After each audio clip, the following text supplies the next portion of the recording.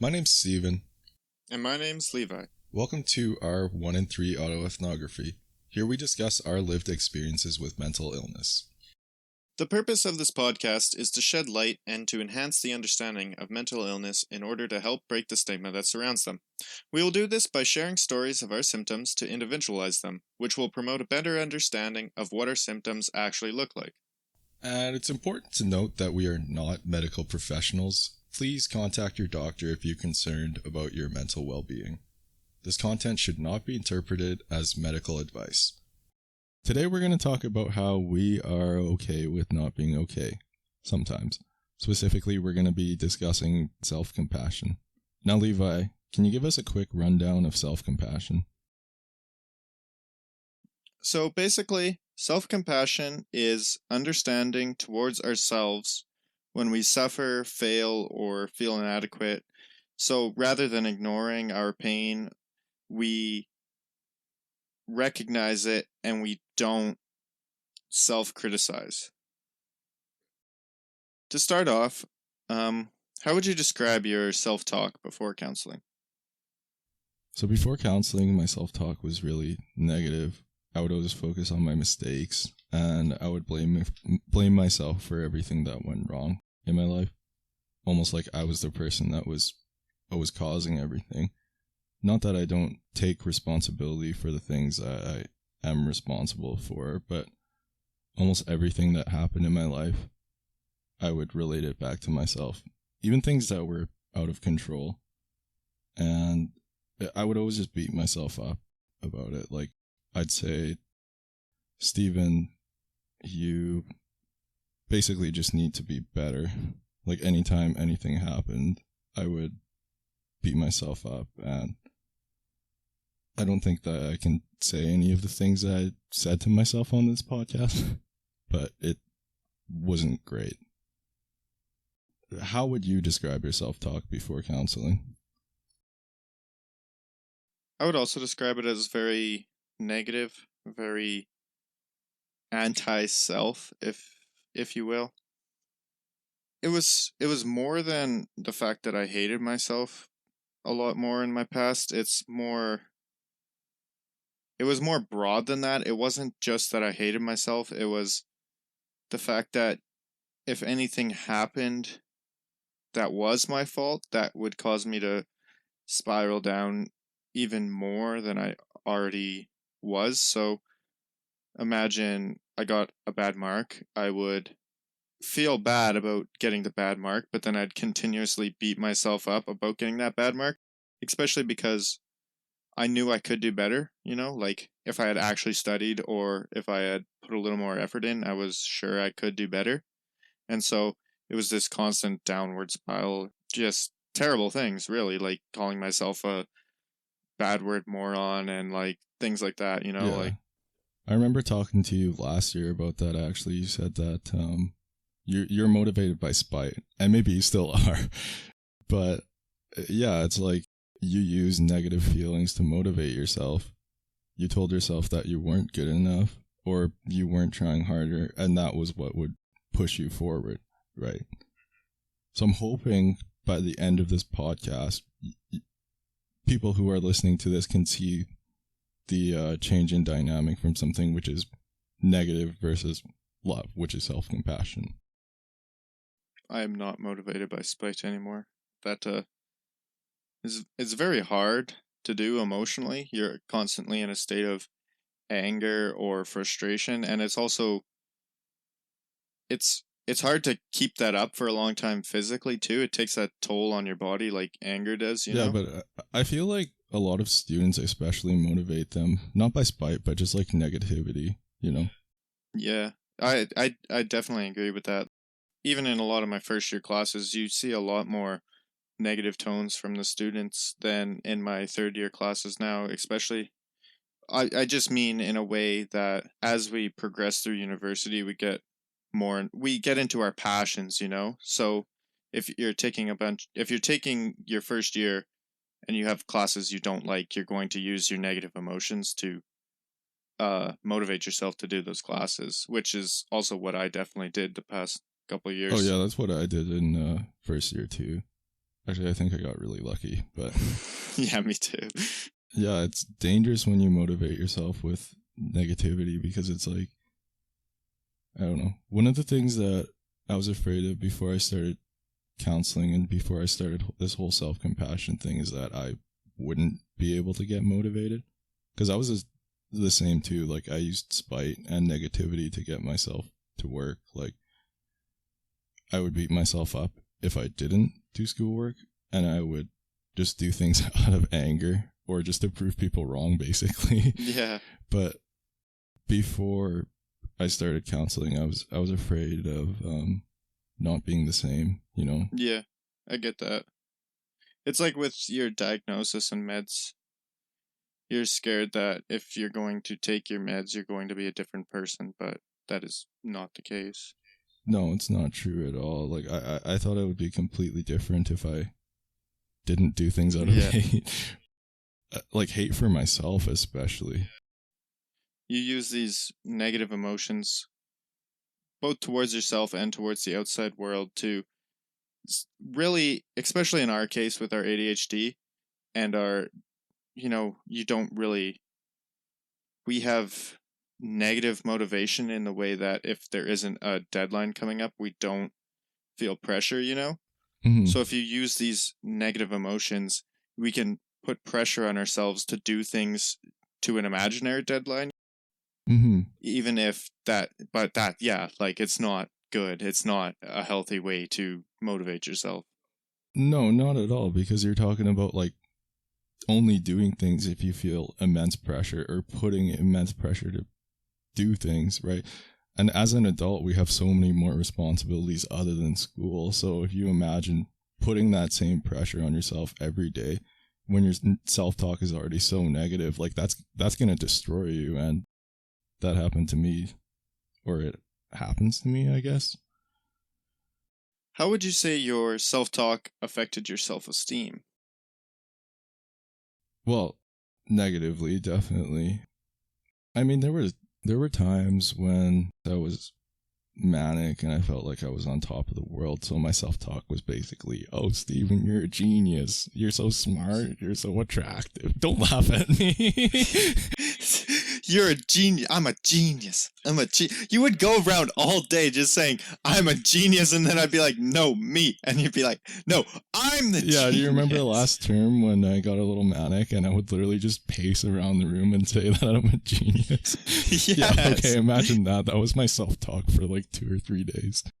But anyway, when it was bad, like out of motivation for ADHD, it really got to me, you know, because it was like, I just constantly put that same pressure on myself, like, especially to do things perfectly, because that was another reason I couldn't really do well in schoolwork, because it was either don't do it or like give it 100%. And I hate failing. I hate failing so much, and I hate rejection. So I either had to do things perfectly and feel bad for not doing it perfectly, or feel bad for not doing it. And most of the time I just hated myself because, you know, I felt like I couldn't get things done. And I felt like, in terms of like relationships and friendships and other stuff, I felt isolated because I was like, I just need to do better. How did self-talk affect your self-esteem? Well, before I answer that question, your talk about perfectionism there reminded me of this one thing I read about. It was just this guy talking about his ADHD and giving tips to people who didn't know how to deal with it, but he was like, if something's worth doing, it's worth half-assing. In response to like the perfectionism and everything we face, he used that to explain that it's okay to not do everything perfectly, you know? Yeah, and that's fair. I think another thing people with ADHD can't really see, like, their actual product. Like, I think we have a baseline lower level of self-esteem anyway. So, like, when we have a final product after a project, we already are negative and we see it negatively, but it comes off as like, other people don't see that, right? Like with our first podcast episode, the pilot, a lot of people who listened to it, I was like, this is terrible, don't listen to it. But that wasn't the feedback we got, right? Yeah. It's just like, I don't know if that's a coping mechanism, or because it would be like failing already, expecting to, so you don't have high expectations, right? Yeah. But sorry, I cut you off about your self-esteem. Yeah, that's fine.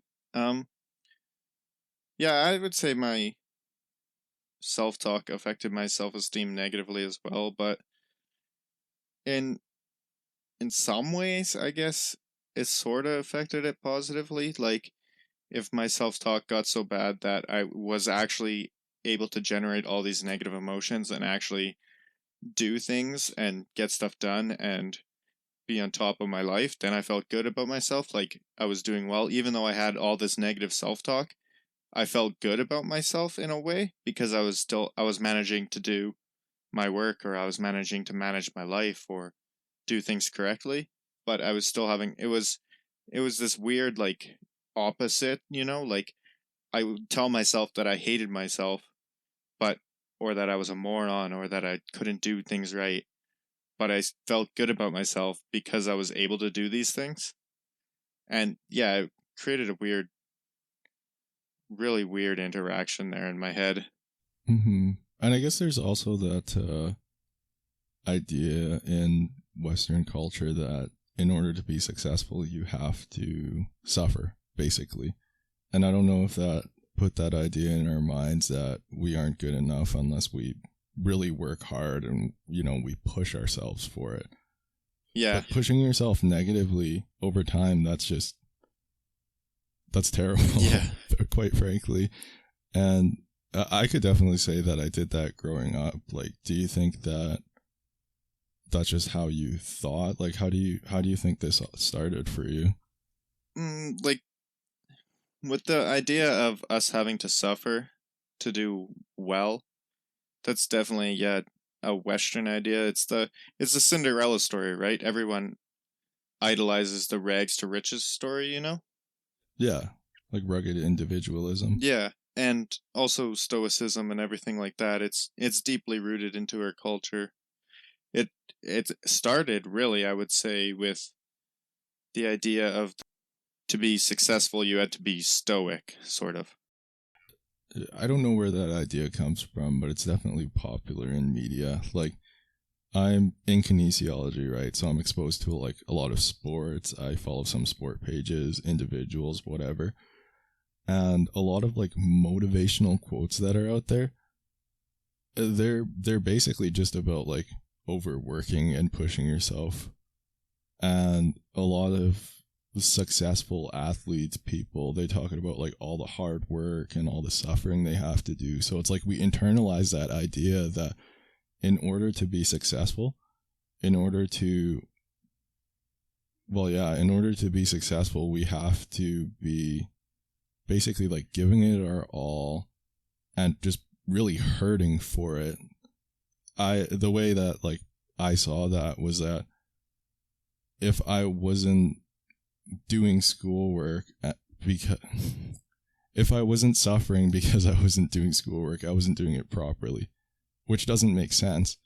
But the way I thought of it was that if I'm not suffering, I'm not doing something right.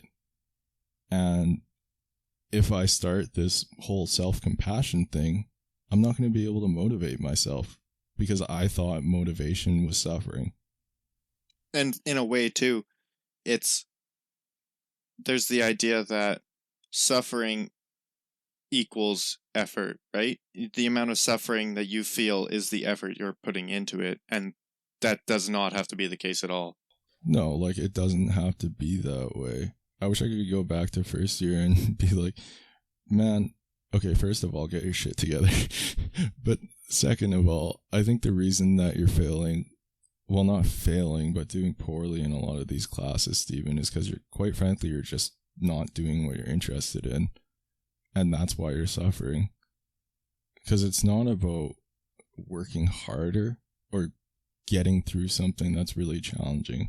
Of course, sometimes it could be, but in a lot of cases, it's just taking a different approach or doing something different, right? Like, there's that saying, you can't judge a fish by its ability to climb a tree. And I think that just applies to a lot of areas in your life where it's like, maybe it's painful because you're not doing what you want to do. And it doesn't have to be painful. I find that also relates to the stoicism I mentioned, because like you and like I did, I feel as if a lot of people now are doing things and suffering through aspects of their life, and they don't like doing this and they don't want to do this, but they feel they have to, but they don't show it, right? They have to be stoic about it and not show emotions because they have to work hard in order to get the job done and to show how much effort they put in and suffer through. But you can't show that you've suffered, or that you're even if you're doing something you love and you're suffering, it's okay to show that, right? Yeah, and definitely. That's not me saying, like, if you do what you love, it's not going to be hard or challenging, because of course it's going to be. But if you're just doing things that are constantly making you hurt, and like you're doing it in a way that hurts you, I'm telling you, it doesn't have to be that way. Yeah. So, do you think that your mental illness has affected your self-talk in any way? And by that I mean, do you think your mental illness has made your self-talk worse in any way, or made your journey of self-compassion more difficult? That was a very long question, Levi. You can basically break it down into two parts here. Has your mental illness affected your self-talk, and has your mental illness made your journey of self-compassion more difficult? Okay, I can do that. I think my mental illness has made my self-talk a lot worse because, with ADHD, we are perfectionists, quite frankly. And there's also rejection sensitivity, dysphoria. So when you combine the two, it's like you have to be perfect and you're afraid of what other thinks about you. Then that's going to just be toxic, and you're motivating yourself by being negative. What the hell are you doing over My nose is so itchy. Okay. You're motivating yourself by doing... Well, you're motivating yourself through negativity, right? And you're already a perfectionist, and you're afraid what people think of you. So think about, like, how bad of an equation that is. It's terrible. It's awful. And with anxiety, too, that made me even more afraid of what people thought about me. So even if someone didn't outright say that they rejected me, if I interpreted the way they acted as rejection, then it would make me just destroy myself, basically, in my head. Like, as an example, if someone, didn't text me back or didn't snap me back, I would start to go in my own head and be like, do they hate me? Like, did I make them angry? And then that just, like, spirals down. And I'm like, Steven, you're an idiot. You should stop doing this. Like, we talked a lot about how impulsivity affects our friendships last episode. And that was one thing that always bothered me. I would always beat myself up about things that I say to people and how I interpret their reactions. Because like we said, we don't think about it. It just comes out. But then I beat myself up. I'm like, Steven, you need to do better. You need to be thinking more. You need to, like, basically be a better friend, I guess. But I just felt inadequate. And it was always like everyone just knew something that I didn't. And I felt like I basically wasn't good enough. And I remind myself that almost daily because we're impulsive every day. So, I don't know. What was that second question you had? Do you think your mental illness has made your journey of self-compassion more difficult? Oh, yeah, like 100%. Self-compassion and negative self-talk are polar opposites, right? Like, one of the things about how my self-talk was before, or the way I would describe my self-talk before I started self-compassion was like, I hated that I couldn't have control over the decisions I made. I hated that I kept hurting people and I kept getting hurt. Like, I wanted to be someone else. Like, even if people did accept my apologies and my explanations, I still felt terrible because I was beating myself up. I felt like I couldn't learn because of my ADHD, because of that impulsivity and everything. And it wasn't even like people outright saying, you know, Steven, you need to be better, or you need to try harder. It was my interpretation. And that's why I felt like I couldn't be forgiven for the mistakes I made, but I could always forgive my close friends. Now, do you think your mental illness has affected your self-talk in any way? I think, yeah. And yeah, like you mentioned, in some ways, everything with the ADHD and impulsivity and conversations with our friends. But I also think my impulsivity also affects my internal monologue sometimes, you know? Like, I'll be thinking of what I need to do for the day. Like, okay, I've got Math 164. I've got ACB 325. I'm an idiot. I've got PhD. And then it's like, what? No. How did that get in? Yeah, exactly. It became this impulsive thought, because when I thought, like, okay, I've got Math, ACB, I'm an idiot, right? Yeah, it's like, it's on the task for today. ACB, I'm an idiot. Because the day before, I hadn't finished my ACB, right? Right. I hadn't finished my lecture for that day, so now I have 2 today to do. And it's like, I'm a moron for not completing it yesterday, even though I know I'm actually not. But it's that impulsive thought and that remembered action from my past coming in and inserting itself into my thoughts, you know? Yeah, it was like an intrusive thought Yeah. that you remembered, and it was triggered by the event ACB. Yeah. Right. Sorry. And I would say it's affected my self-compassion journey because, well, I know you tried to make me do this, or get me to do this, not make me. Can't make someone practice self-compassion, but you tried to get me to do this a while ago, and I impulsively said no and stuck with that decision. So there's that. Honestly, that's fair though. I really hate when people tell me to do things, and out of spite, I will not do them, which is terrible. That's something I'm working on. But if I'm planning on doing something and someone tells me to do it, I'm like, listen here. Yeah, I know. Sorry, anyway, what were you saying? Yeah, that's... So I impulsively decided no and didn't do this for a long time until I spoke with my counselor in September or October, whenever I first talked to him, I forget. But I also wanted to mention that you expressed to me numerous times, even before we had our diagnosis, that you felt like you were a bad friend for all these different reasons. And I definitely felt the same way, but at the same time, I felt like I was a bad friend to you for the same reasons that you mentioned. Yeah. And I'm sure that you felt like you were a bad friend to me for the reasons you mentioned. So I just wanted to say that there was like we had this weird point in our relationship where we both felt like we were terrible friends for the other person. And we expressed that, but it was yeah. But we both thought we were both good friends, right? Yeah.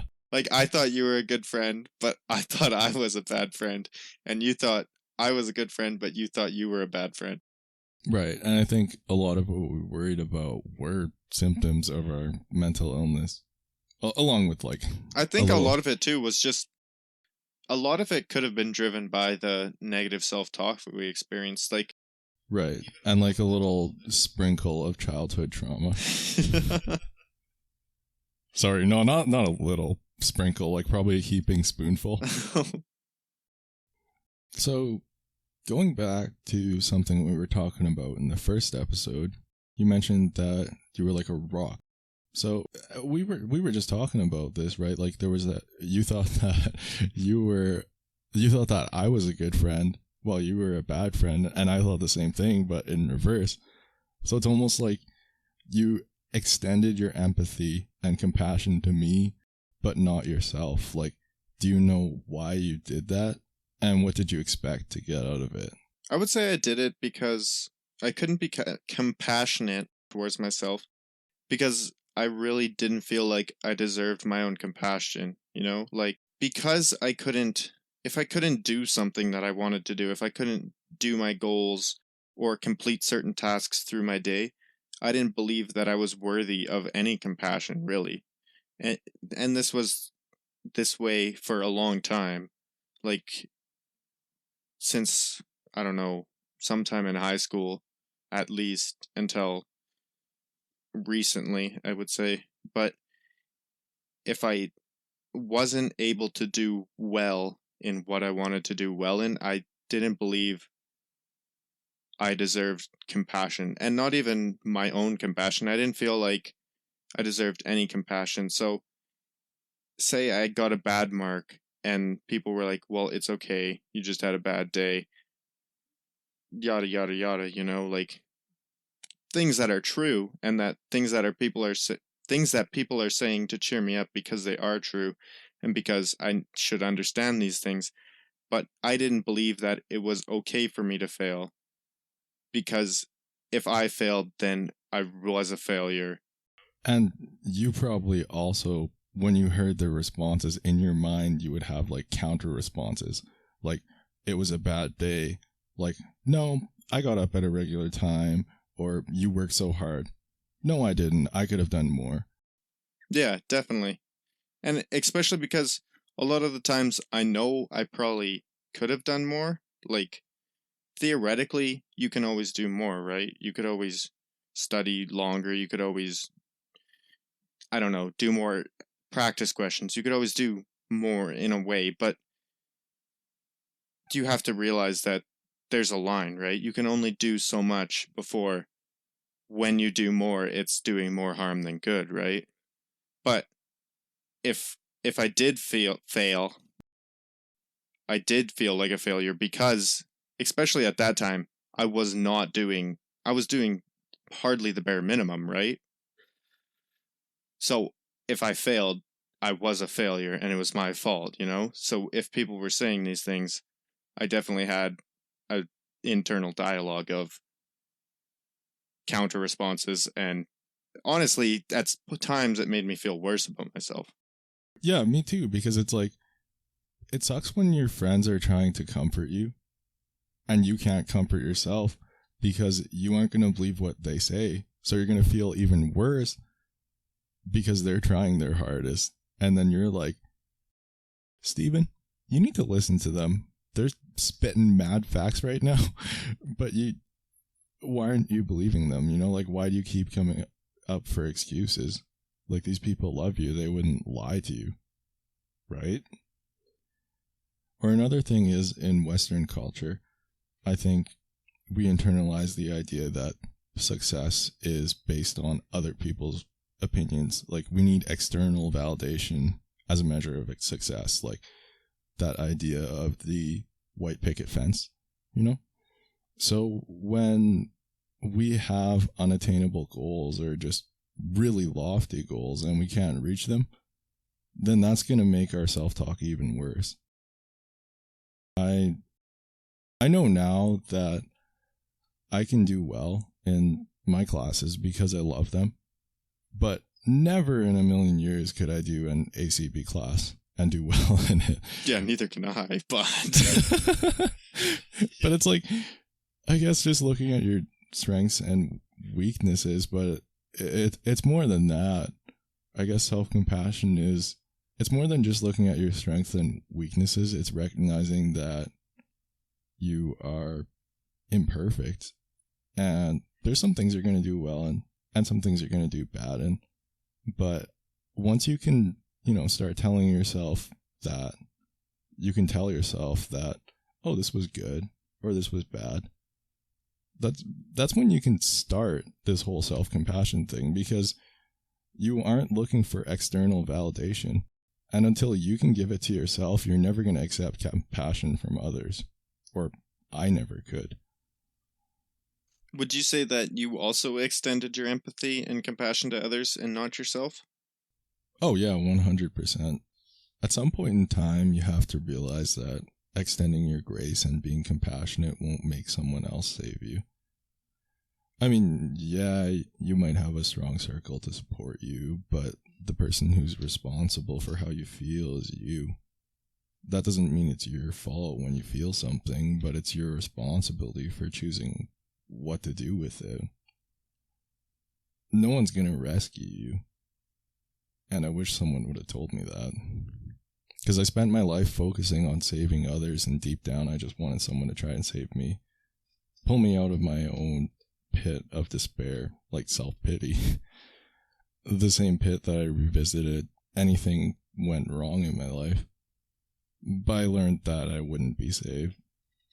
I learned that the love I shared towards others wouldn't stop the hate I had for myself. That emphasis I had on my screw-ups, my mistakes, my attitudes, my impulsive decisions, my drinking, my anger, my frustration, my doubt, my fear, my loneliness. I kind of learned that I could acknowledge my feelings and soothe myself. And over time, it brought me peace, because instead of fighting myself, I fought with myself, as cheesy as that is. Like, I could be in my head without feeling tremendous pain, So, how did you start practicing self-compassion? I didn't. Wait, what was your question? How did you start practicing self-compassion? Oh, I didn't, he says. Okay, sorry, I zoned out there. I'm going to ask you that because I just ran. How did you start practicing self-compassion? So, like I said earlier, you mentioned it to me, you brought it up. You had your journal where you wrote in one thing that you were happy about that day that happened. When did we talk about it? It was like last year. This time. Last year. Yeah, maybe. I don't know. I don't remember anything, Levi. I don't know where I am. Okay. Anyways, yeah, you had your journal that you wrote something you were happy with every day in. And I think I told you to, I don't know, shove it up somewhere. But, yeah, I basically was like, no, I don't need that. Like, I'm happy, even though I wasn't. I still hated myself. I still had that internal dialogue of terrible things. And then this year, I was talking to my doctor about how in the summer I had almost had a mental break. Well, really, I'd almost completely dissolved mentally. Like, I was feeling really socially isolated when I first started my job, and I was having a lot of difficulty expressing my feelings and even knowing what I was feeling at times, because a lot of the time I would cover up my feelings with my internal dialogue. If I was feeling sad, I'd be like, stop being depressed. You're not depressed. You're happy. Stop it. Like, which is not good. And in a way, that is also negative, because recognizing your feelings and actually living them and feeling them is very important to having feelings, and is also so suppressing feelings with your self-talk is a form of negative self-talk in my own opinion. But yeah, so I was speaking with my doctor about that, and she was like, well, we can try counseling. I know you've never done it, and I know we had talked about it earlier for your depression. And I was like, yeah, I'd like to start it. And I was also having a very difficult time with my ADHD as well, and just not being able to do online school and make a schedule and everything, and I needed help with that. So yeah, I reached out to my counselor, and at first, like, we didn't really talk about, we talked more about my depression, and my ADHD, and he kind of just tagged in self-compassion at the end of the meeting. Like, he's like, yeah, I just want you to try this if you feel comfortable with it. He's like, yeah, it's not homework, because I know I can't assign ADHD kids homework and expect them to do it, which was nice. I mean, on that note, sorry, I have to cut you off, but I don't know. I feel like a lot of like my counselors and doctors, they do give you homework. Like, here's this entire form you have to fill out. But anyway. Yeah, so he mentioned it to me, and he's just like, just try like writing one thing you're happy about doing that day. And I was like, okay, I can try that. And of course I didn't actually do it, but mentally I started thinking about that, and I was like, okay, well, every day or second day or something, it would pop up in my head again. I'd think, well, I'm happy about such and such today, you know? And so I started thinking about that, and then it really became more involved with my counselor, him asking me what I was proud about, something I had done in my life, or even like I had a very good term last year, and I didn't really acknowledge that it was a good term. Like, I didn't acknowledge my own accomplishment, and he acknowledged that, and he's like, you should feel proud about this, and like explain to me everything along the lines there. And I was like, and it's come until now, but now I am actually proud of how I did academically last term. And it takes a long time, really.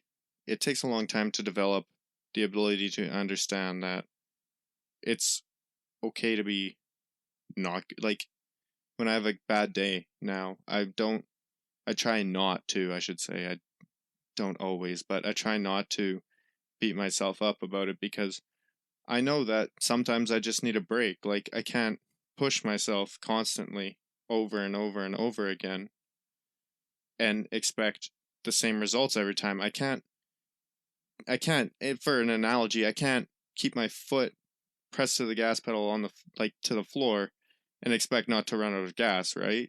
Yeah, that makes sense. It's actually a very good analogy. Yeah, so it started with me talking to my doctor, and even now it's still progressing with my counselor. So that's basically how I started practicing it, was telling you no, and then after a terrible summer, going to my doctor. See, I told you I'm a genius. Well, yeah, I like what you said there about, well, no, I think it was interesting what you said there about how other people could recognize your accomplishments, but you didn't give that praise to yourself. Because it wasn't the counselor saying that, you know, he was proud of you. It was him asking, what are you proud of? And then you could identify that. So I guess almost subconsciously you knew that you could acknowledge it, but it felt like once you brought that thought up, there was so much like negativity, right? That would just shoot it down. And that might have made you not believe that you weren't good enough, right? So, how did you start practicing self-compassion, Mr. Steven Guru Man?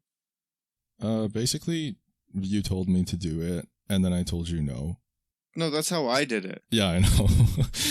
I know. How did I start? I think we actually started talking about it in my first counseling session.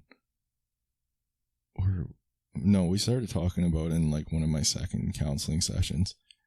And I gotta tell you right now, it is a lot of work. Like, I got really frustrated with my counselor, and I didn't show up for the longest time. And it's a harmful thought, but I thought I wouldn't be the same without my self-loathing attitude. Almost like my poor mental health or illnesses was my personality. Like a reflection of who I was, which is just a broken child who just wants to be loved but can't ask for it. Don't call me out, Steven. And I still struggle with it. But self-compassion is so much more than that ditzy idea about loving yourself. It's about love, not tough love, just love. You know, telling yourself that it's a hard time and that it's okay that you're not okay, that you don't have to keep pushing yourself. Acknowledging that you're suffering. being able to make yourself with all your will to do that uncomfortable thing and reflecting on it later with celebration, accepting that you did something positive and actually being able to believe it. And that's the best feeling in the world, because self-compassion is something no one can ever take from you other than yourself. And through self-compassion, I learned that I'm not a good person or a bad person. I'm just a person, I learned that once I loved myself, it didn't matter what I did or who I compared myself to, because I could get my own validation. I just have something to add here on you talking about self-compassion and love. It's a lot of times we think of love as romantic love or parental love or even love between friends, but I mean, love is a very broad term in my own opinion. It's not something that's easy though, Yeah. Love in any form isn't easy, and self-compassion or self-love is not easy. And if you are having a hard day, it's not easy to accept that maybe you can't get through it on your own, or maybe you need a break. It's not an easy thing to do. Self-compassion is hard to practice. It's easy to in some ways, I guess it's easy to explain, but it's hard to practice, and it's hard to recognize these things. So if anyone who listens to this does decide to start self-compassion, or they do have negative self-talk and they want to try and counteract that with self-compassion, it's not going to change right away. And it even now, like, I'm sure you still have negative self-talk, and I do too. And combating it with self-compassion isn't instant, and it isn't necessarily the only thing that will change how you think of yourself, I definitely think, too, if you're wanting to explore self-compassion a little more, that you should see a counselor. I like the way you talk about self-compassion and love. Like, love isn't this romanticized idea that you see in movies, with your friends, your parents, your family. Love isn't always positive, quite frankly. And self-compassion isn't always positive then. Because positive thinking isn't always healthy thinking. Sometimes you're just going to have to say, like, Steven, you haven't gotten out of bed today. You need to get out of bed. You need to eat something. And that's me forcing myself to do something, right? It's uncomfortable. It's hard. But I have to do it. And I make myself do it. Not out of spite, but because I love myself. Because I want to take care of myself. Or another example would be school. I talk about it like it's negative, but doing an assignment or something, I'm not going to be like, I know I need to get it done. And it's not going to be positive if I take a break in terms of school, right? But I love myself, so I'm going to say, Steven, you need a break. You've been working really hard. And in terms of like school, that wouldn't be great, but it's what I need. And because I'm compassionate to myself, I'm going to let myself take a break. That was a song lyric, and it's one of my favorite song lyrics that I've ever listened to, and it's, love is a choice every morning. Oh, I wanted you to say, like, what is love? Baby, don't hurt me. No. Love is a choice every morning, not some fuzzy feeling in the room. Yeah. Can you explain that a little more? I mean, it's a choice as in, you don't magically feel any sort of love, right? You feel, like, even with me and my girlfriend here, every morning I don't wake up at her and instantly flood with emotions of joy and everything and looking at her. No, sometimes I'm annoyed. No, you wake up and you start arguing with her about the blanket. Yeah, so I was about to say that. Some days I wake up and I'm annoyed or mad because, okay, in all fairness, she does kick the blankets off a lot, because her meds cause her hot flashes or whatever they're called. But yeah, some days I'll wake up mad, or something's happened between us and it's made me mad. But it's a choice, as in, it's my choice to talk about these things with her. It's my choice to communicate and to feel what I'm feeling and express that to her, and we can communicate and talk and work through it. It's a choice to do that. It's also a choice, say, to ignore it if that is an option. I'm not saying it's a healthy one, but it is a choice. And so in that way, love is a choice, because you are choosing how you want to proceed with the negative feelings you are feeling. And it's the same way with yourself too. If I'm feeling negative about myself, I can choose to continue feeling that way. I can choose to try and combat it through my everyday experiences of practicing self-compassion, or rewarding myself in some way if I deserve the reward. If I haven't done anything, then I mean, that's just not really self-compassion. That's just, I don't know what you would call that. Indulgence, I guess. Maybe gluttony in a way. Greed. Yeah, kind of. I don't know. But maybe. Yeah.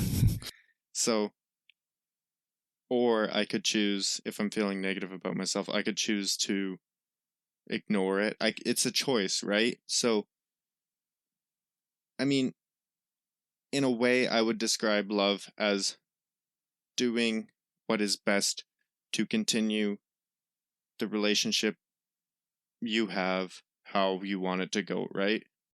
Yeah. And I love the way that you're talking about love and compassion, because it's not this like fuzzy, warm feeling.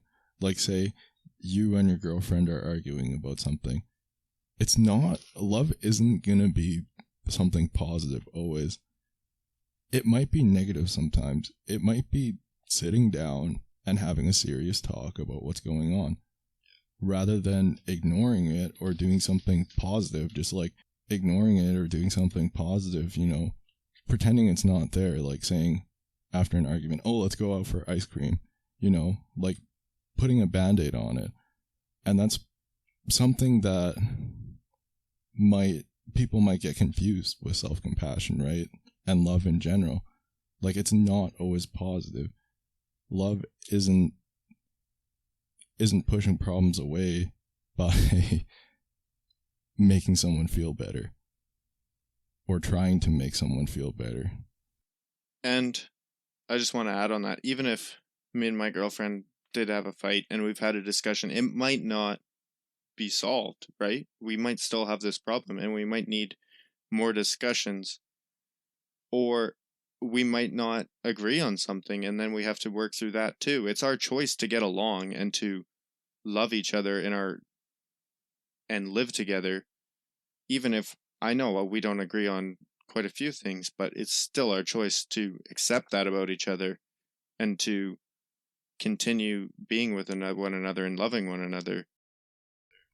And it's really important to recognize how both of you feel and what you can do to alleviate that. So that's how it applies to self-compassion. Like, you share that same compassion and love to yourself. You know, you have a problem. You aren't always going to have to be able to fix it. So you should look at how you're feeling. You shouldn't always go at it positively or negatively. You have to think, what's the best I can do in the situation? What do I need right now? Not like, should I get my girlfriend ice cream? Or should I reward myself for not doing anything today? Sometimes self-compassion is having a talk with yourself and being like, I know that you're not having too hard of a time right now, Steven, and I just want you to put a little more effort into school. I want you to put a little more effort into the gym. And that's a tough conversation to have with yourself without being really negative.